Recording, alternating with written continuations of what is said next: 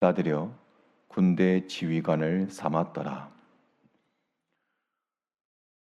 본문 말씀을 통해서 영적 싸움과 우군, 영적 싸움과 우군이라는 제목으로 하나님의 말씀 증거하겠습니다. 전쟁의 역사를 살펴보면 단독의 힘으로 싸워서 이기는 경우도 있지만 많은 경우 힘을 합하여 우군과 더불어 이기는 경우가 더 많습니다.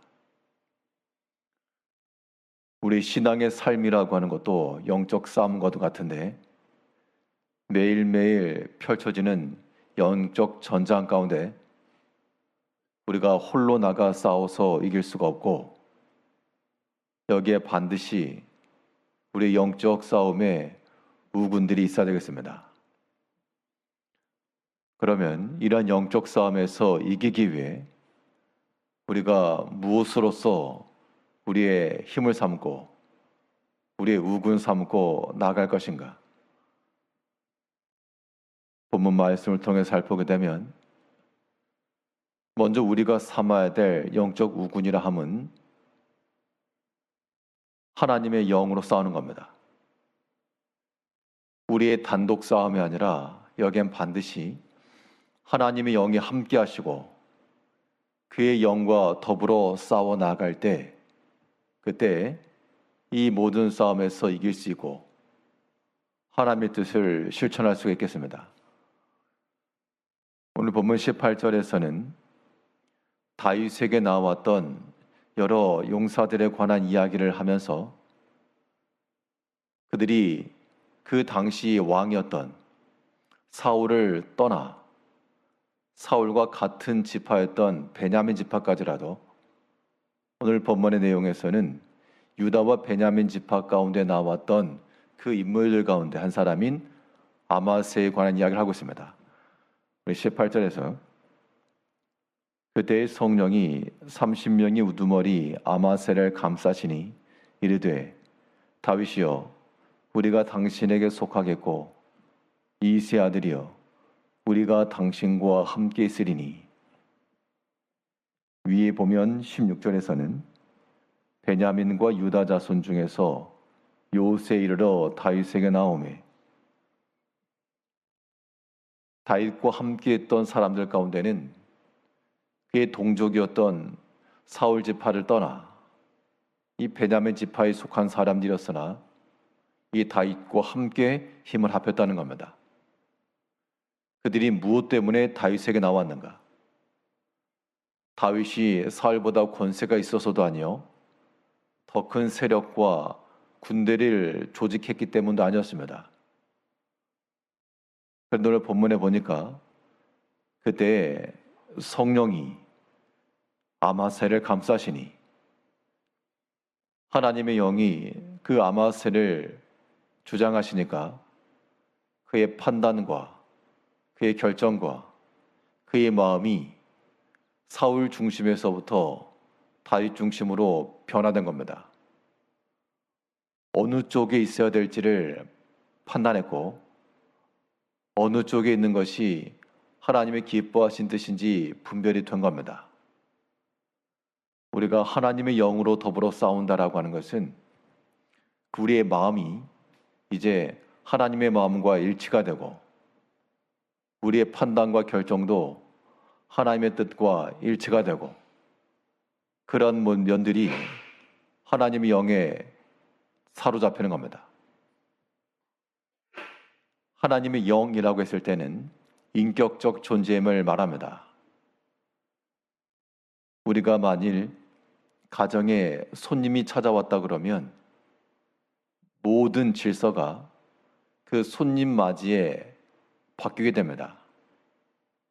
평소 행하던 것과는 달리 혹은 평소 먹는 것과는 달리 내게 찾아오는 나와 함께하는 그 손님에게 집중이 되고 변화되는 것이 마땅합니다.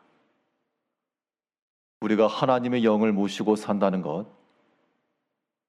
인격적 하나님이 우리 가운데 임하시는 것이므로 이제 지금까지 우리의 삶의 패턴과 자기 중심적인 것과 이런 것에서부터 벗어나 우리와 함께 하시는 그 하나님을 생각하고 하나님의 뜻을 따르며 그를 만족해 하고자 하는 그러한 의지적 판단과 결정들이 있어야 한다는 겁니다. 그런 게 없으면 하나님의 영을 모시고 사는 게 아닙니다.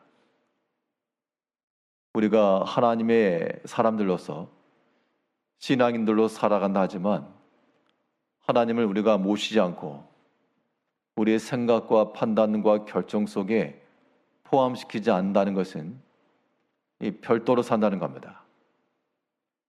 이제 우리의 모든 말과 행실이 모든 판단과 결정까지도 하나님의 영을 우리가 모신다는 생각으로 그의 휩싸인다는 마음을 가지고 사로잡힌다는 마음을 가지고 이제 나의 생각과 나의 마음은 내려놓고 오직 하나님의 뜻과 그의 마음과 그의 생각을 나의 것으로 삼고 나아갈 수가 있어야 됩니다.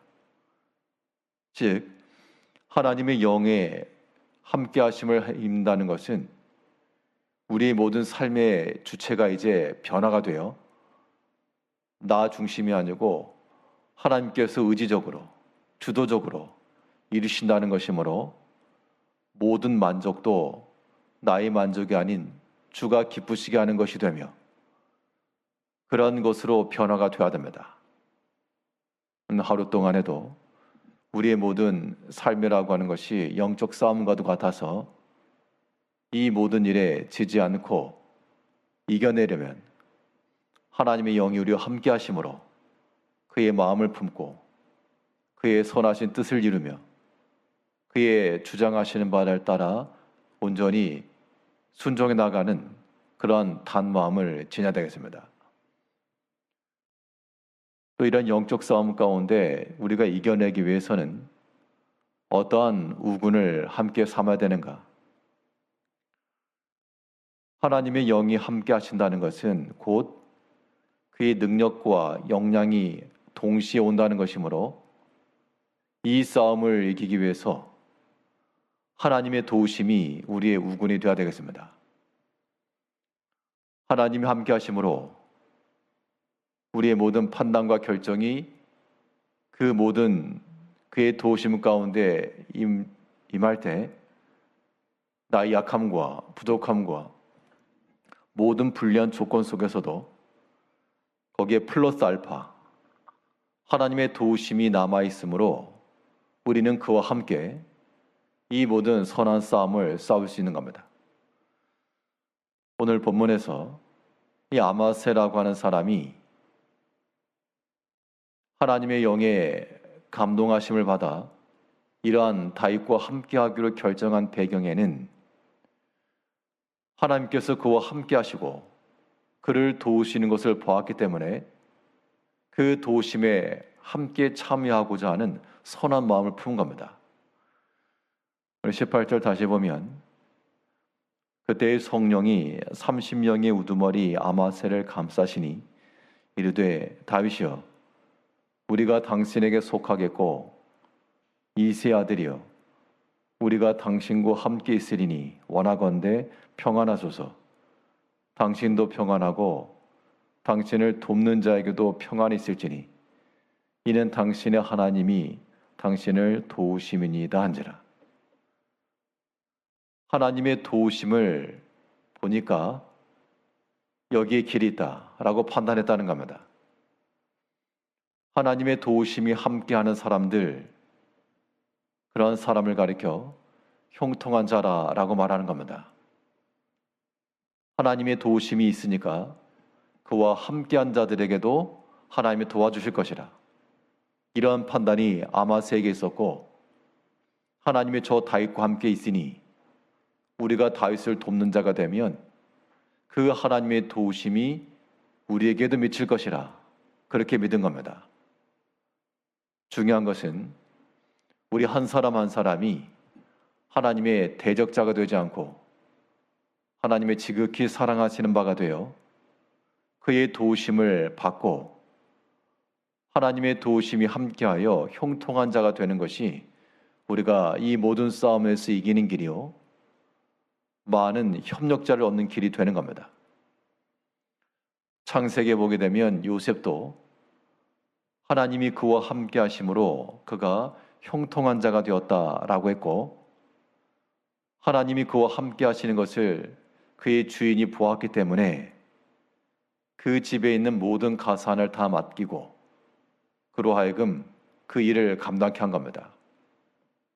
이제 우리가 어디에서 나를 도울 자가 없는가, 그걸 찾기 전 우리가 먼저 하나님의 도우심을 받는 자가 되도록 그의 아끼시는 자가 되고 그의 사랑하는 자가 되며 그의 돌보심 속에서 형통한 자가 될 때, 그때 많은 사람들이 우리의 협력자가 되고 그들에게도 평안을 끼칠 수 있음을 기억하고, 이러한 영적 싸움의 구도 속에서 우리가 이 모든 선한 싸움을 싸움에 하나님의 영과 함께 그의 도우심 우리에게 임하기까지 하나님의 사랑하심과 그의 돌보심 속에서 살아가시는 한 날 되시기를 바라겠습니다. 기도하겠습니다.